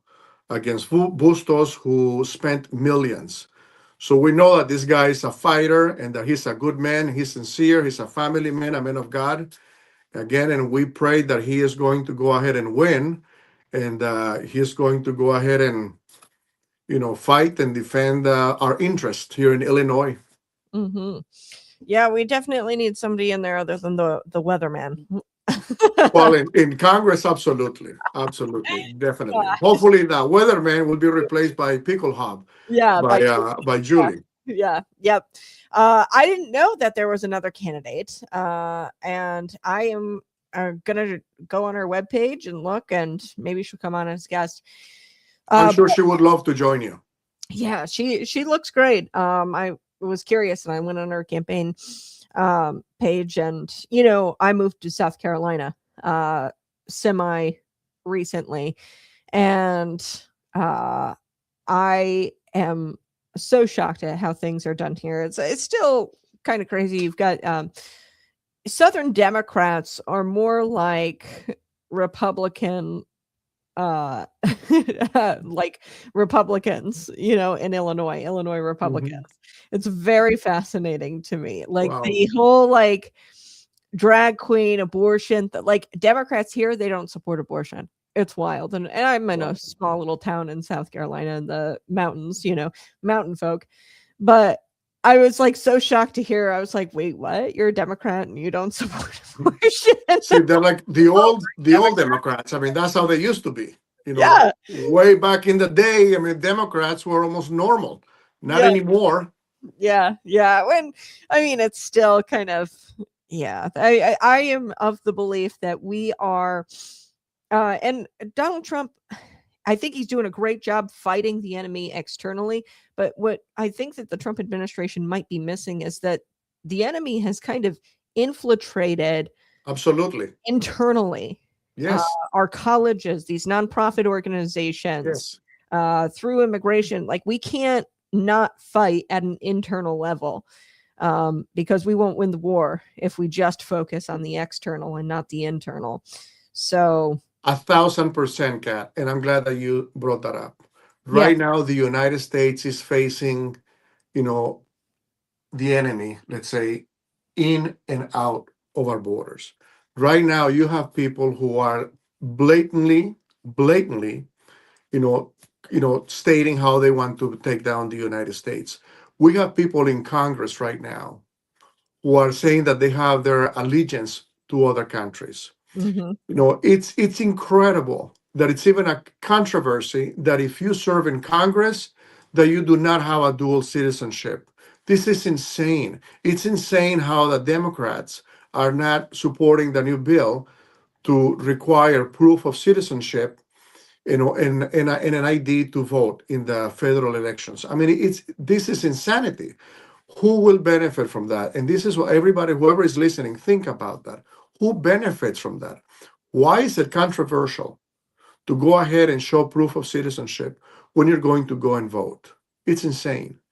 So what you're saying, to your point about having the enemy inside the U.S., I agree with you 1,000%, and we have to be a lot more diligent. Oh, did I lose you? I think we lost him. Maybe he comes back. He got cut off. But yeah, we have to be a lot more diligent about that internal enemy, folks. And I think it's because, hey, they're already here. It's hard to attack the enemy from within because they're already here, and we're worried about the mainstream media. We're worried about the narratives, but we can't be worried about the narratives in the mainstream media. We have to treat this as it is, which is an attack from our foreign enemies, and they've infiltrated. And I think it's because, and I'll bring Ray back on. Sorry, cut you off a little bit. I don't know what happened, but we have to say, hey, this is, not just domestic. And I don't even think it's really domestic. I think it's still the foreign enemies of ours using our people. Absolutely. Take us down from within because they aren't capable of fighting the external fight. So they've been very smart, and they figured out how to infiltrate the United States from within inside. And I think that Donald Trump is so focused, or the Trump administration might be focused, and you have to be focused on the external. But you can't forget about the Ilhan Omars. Like, she should be deported. I don't know exactly. Honestly, I have, and God bless Pam Bondi, but I'm disappointed to have seen absolutely no action against this person. It's insane. And honestly, it's inexcusable. Inexcusable. And I think, we have a good playbook, which is the United States Constitution and our Bill of Rights. I think it's clear. Let's enforce what we have. One of the things, Kat, that the left will always talk, talk about immigration. The immigration system is broken. That is the biggest BS, one of the biggest BS these people are always claiming.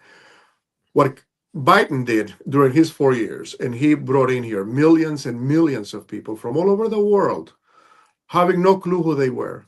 That is treasonous, and it's unforgivable. That guy, Mayorkas, he should be prosecuted for treason for what he did, because he was part of it. And I know for a fact that the United States during that time was financing some of these people. They were facilitating, places where they could go in and check. Do you remember when Mayorkas went to Panama, in Costa Rica? It's, we have to make it more humane and safer. It's like, what the hell are you doing in Panama and Costa Rica? Making it safe for people to come here unvetted. Just they want to go ahead and jump the line, let's say, and just walk right in. That guy should have been at the border saying, okay, how can we close it? And say, look, you want to come into the United States? God bless you.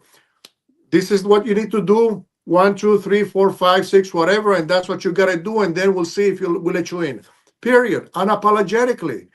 And it's like, also you have, foreign nationals. And look, I came from Nicaragua. I came when I was 12 years old. And I know, my family, I know I talked to you about that. We've been in and out of the United States for generations. I mean, our family served in the military here. We were always close to the United States. So I grew up here, and I get it. So when I hear people that come here, instead of expressing gratitude for being in the greatest country in the world, they come and criticize it. And I'm like, buddy, if you don't like it, get the hell out of here. Nobody asked you to be here, period. It makes me sick when I hear Ilhan Omar criticizing the United States. It's like, go to Somalia. It's a toilet. That place. It's a disaster. And this lady is coming here and criticizing our government and our way of life. Are you kidding me? And look, you guys that are listening and criticizing me for saying that, I have the freedom of speech, right? And I can go ahead and express my opinion as I see fit without, offending anybody. Right. I mean, yeah, it's wild to me. People like you've done it. Come to the United States the legal way. And I don't buy into, our immigration process is way too hard, because I've met a lot of people, and I don't know, maybe I'm wrong on that, but I've met a lot of people who've done it the legal way. So I don't know how hard it is. I mean, I'm sure it's not easy, but is it really designed to be easy? A lot of these people coming in, and I really do think it's at the directive, if not the straight up directive of our foreign enemies, to come in and change our culture. That's just definitely what's happening. There's an attack on American culture, Christian values here in the United States. And what better way to take down a country than to turn everybody against you and have no collective culture or and I get freedom of religion, but understanding that, hey, our laws are derived from the Christian Bible, and having a respect for that. I think that we used to have that. We don't have that anymore, where we don't respect that Christianity, this country was founded by Christians. And that respect for that religion, not that it's, our national religion, officially in a formal sense, but not having a respect for it at all. And in fact, hating it. What better way to get a country to just completely fall than to have everybody at each other's throats because we don't speak the same language, we don't have the same culture, and we don't respect the religion that founded this country, the faith that was the catalyst for this country's founding. So I don't know. I think you're right 1,000%, and I'll be brief with this. I know you have to go. What you just said there, it's important, and people should keep that in mind. It is foreign adversaries that are financing the mass migration / invasion into Western countries. Look what happened in Europe. It's also the left that have positions of power here, talking about the US, at home. Do you remember when Abbott, and I'm not defending him, believe me, because I think he could have done a lot more, from Texas, he put in, in the river, those buoys to prevent people from coming across the river. The federal government sued him. And that just tells you how sick and how intentional is their, how intentional is this? I don't want I cannot even say neglect, because it's intentional what they did about bringing in here millions and millions of people illegally. They knew that, and they have to do that because they're going to be eventually voters. See, they bring them in, and then they say, well, now you're inhumane, you're putting kids in cages. So in their mind, it's a win-win situation. They bring them in. If they can stay, fantastic. They get votes. They are taking the system down by putting them, on welfare and other staff, paid by people like you, like me, that have been putting in, money in the system for me, in my case, over 40 years. Then they come here, they collect money for nothing. They become voters. If they get kicked out, some of them, it's also good for the Democrats. They've had the pictures, everybody with their phone filming, doing exactly what they're doing right now in Minnesota, and calling, the conservatives, inhumane, and how can they do this to families?